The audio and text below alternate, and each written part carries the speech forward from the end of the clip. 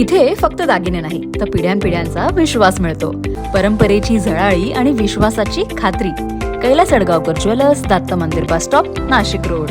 नाशिक महापालिकेत शिंदेंच्या शिवसेनेकडून दोन इच्छुकांचे उपमहापौर पदासाठी अर्ज दाखल.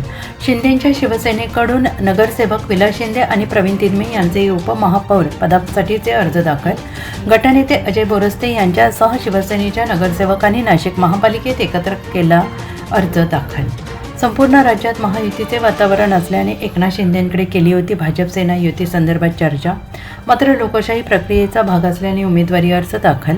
शिवसेना भाजप युतीची चर्चा झाली. शिवसेनेच्याच कार्यालयात भाजपाचे शहर अध्यक्ष प्रस्ताव घेऊन आले होते आणि या ठिकाणी राष्ट्रवादीचे शहर अध्यक्ष देखील उपस्थित होते. मात्र भाजपमध्ये असमन्वय. महानगरपालिकेची शिवसेना गटनेते अजय बोरस्ते यांची प्रतिक्रिया. नाही, मला असं वाटतं की संपूर्ण महाराष्ट्रामध्ये कुठेतरी महायुतीचं वातावरण आहे आणि यामुळे सर्वत्र महायुती होईल असा साधारण आम्हाला विश्वास आहे.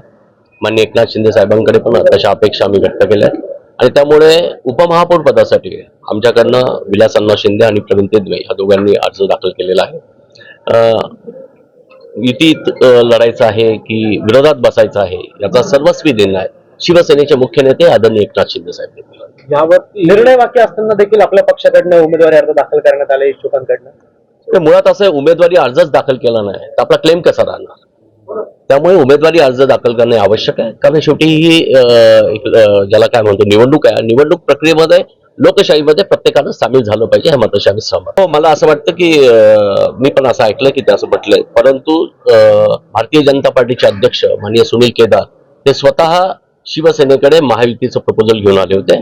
महायुती झाली पाहिजे आणि या संदर्भातली बैठक इकडे तिकडे नाही तर ते शिवसेना कार्यालयात आले आणि महायुतीचे प्रमुख घटक असलेले राष्ट्रवादी काँग्रेसचे अध्यक्ष रंजन ठाकरे सुद्धा त्या ठिकाणी होते. आमचे अध्यक्ष प्रवीण तिदमे होते आणि त्यांनी स्वतःहून सांगितलं की महायुती व्हायला पाहिजे. मला वाटतं त्यांच्यामध्ये कुठेतरी समन्वयाचा अभाव आहे. नाही, आम्ही आमचे जे वरिष्ठ नेते आहेत दादासाहेब भुसे असतील, एकनाथ शिंदे साहेब असतील आणि सुहास कांदे असतील यांच्या मार्फत एकनाथ शिंदे साहेबांकडे मेसेज दिला आणि माननीय साहेबांच्या पर्यंत हा मेसेज पोहोचला की आम्ही फॉर्म भरतो आहोत. नाही, मुळात आता आज हे जी काय फॉर्मची प्रक्रिया आहे या संदर्भातलं कुणी फॉर्म भरलेत काय याचा पूर्ण अहवाल आम्ही माननीय एकनाथ शिंदे साहेबांना देऊ आणि साहेब ज्या पद्धतीनं आम्हाला इन्स्ट्रक्शन्स देतील, आदेश देतील त्या पद्धतीनं लोकल लेवलला बोलायचं असेल तर लोकल लेवलला, अन्यथा मला असं वाटतं की वरच्या लेवलला ही बोलणी होऊ शकते. एसीएन न्यूजसाठी रोहन दानी, नाशिक.